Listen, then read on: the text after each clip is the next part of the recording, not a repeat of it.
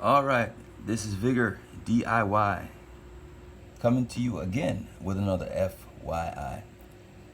All right, for reference purposes, this is a '08 Chevy Uplander.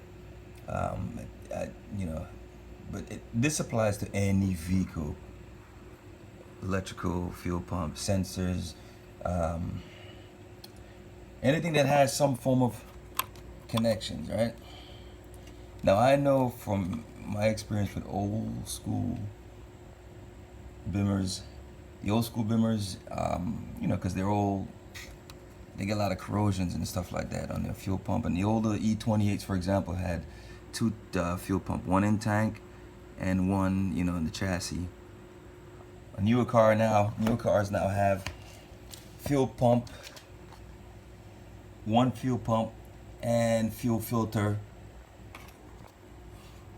fuel pressure regulator, sending units, all that stuff built into one, right? It does make diagnosing a little bit complicated if you're still green. But the whole point of this video is to show you that no matter how good you are, you do slip up, and you gotta stay on. It happens. You gotta stay on point. But anyways, measure twice, cut once, like they always say. So I pulled this fuel pump because wasn't getting any fuel at the rail. Had all the issues with the vehicle, but when you get too overconfident, that happens.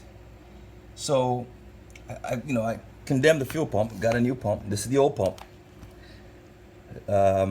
Did all my tests. It's a whole chapter to explain what I did, but yeah, I condemned the pump. When I pulled the pump and I verified it, when I took off the old pump, it's not working. Connections look all right, right?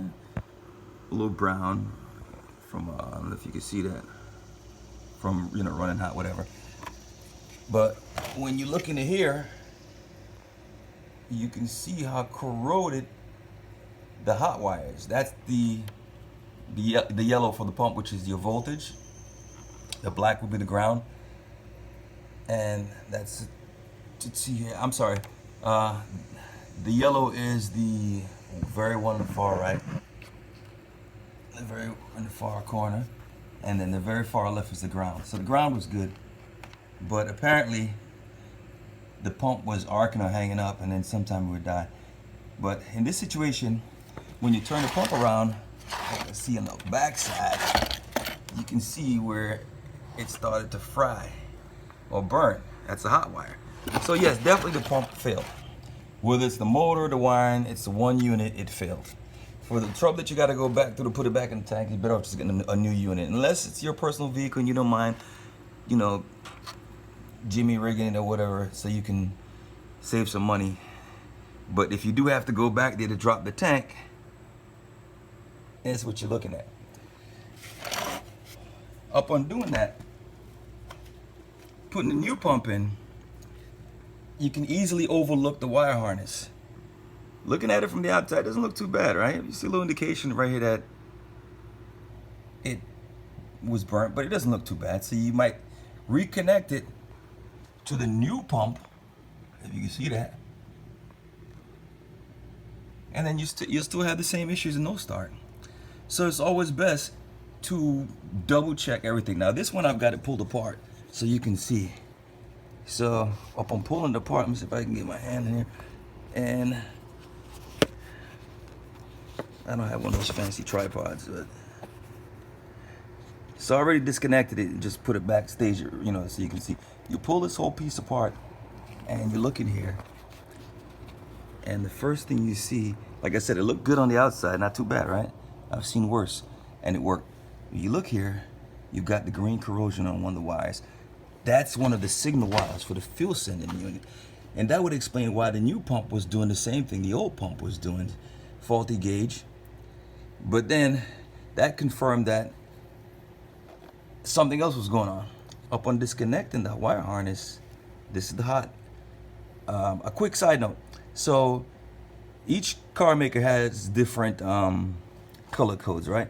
In the schematics, you're gonna pull this up as black being the ground, gray being the power line, and these are the signal wires, right? to the from the send for the sending unit.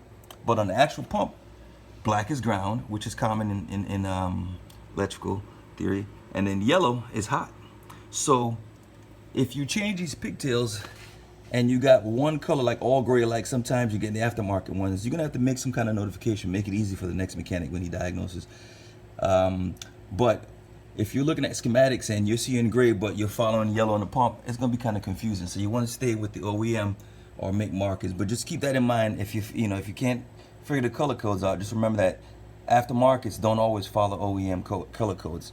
Now with that said, here we are. We're gonna pull the hot wire, which is gray, coming from the signal from the vehicle and battery voltage. And when I stuck my little my little pins here, diagnostic pins that I use to get into tight spaces, I was getting battery voltage, which tells me that something else was going on. So that's why I decided to drop the tank again and get up in here and look at it. Now look at the hot wire. The outside looks good, but you see that? If you can zoom in on that. Get it better.